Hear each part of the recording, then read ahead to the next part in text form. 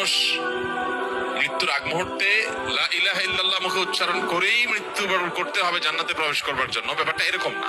লা ইলাহা ইল্লাল্লাহ হলে জান্নাতে প্রবেশ করবে, যে এর অর্থটা কি, এর মর্মটা কি?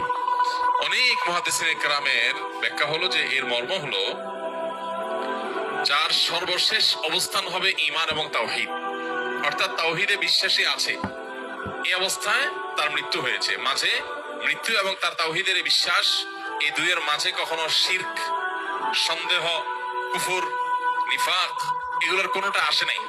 সে তাওহীদের উপরে যে অবস্থান তার ছিল, বক্ষে তাওহীদে বিশ্বাস ছিল, মুখে তাওহীদের স্বীকৃতি ছিল, এরপর সে ওই অবস্থান থেকে 2 মাস পর, 2 বছর পর, 10 বছর পর যখনই মারা যায়, অবস্থান আগেরটাই ছিল, তাহলে সে জান্নাতে যাবে।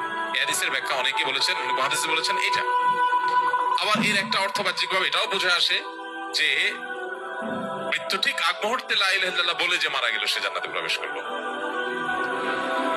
তো যেটাই হোক না কেন, বাহার কাইফ মানুষ মৃত্যুর আগ মুহূর্তে লা ইলাহা ইল্লাল্লাহ মুখে উচ্চারণ করেই মৃত্যুবরণ করতে হবে জান্নাতে প্রবেশ করবার জন্য, ব্যাপারটা এরকম না, এটা শর্ত না। হ্যাঁ, সন্দেহাতীত ভাবে লা ইলাহা ইল্লাল্লাহ, কালিমাতুশ শাহাদা, কালিমাতুত তাইয়্যিবা, সিজদারত অবস্থায়, রুকুরত অবস্থায়, নামাজরত অবস্থায়, তেলাওয়াতরত অবস্থায়, দোয়ারত অবস্থায়, তওয়াফরত অবস্থায়, হজরত অবস্থায়, ইবাদতরত অবস্থায় যদি কারোর মৃত্যু হয়, এটা তার হুসনে খাতেমা বা ভালো মৃত্যুর আলামত, এতে কোনো সন্দেহ নাই।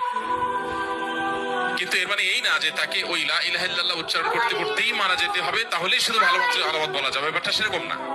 একজন সুবহানাল্লাহ এই কথা বলে মারা গেলেন, ভালো মৃত্যু না খারাপ মৃত্যু? ভালো মৃত্যু। আল্লাহর পবিত্রতা জ্ঞাপন করে মারা গেলেন, এটা নেককার মৃত্যু, এটাকে আমরা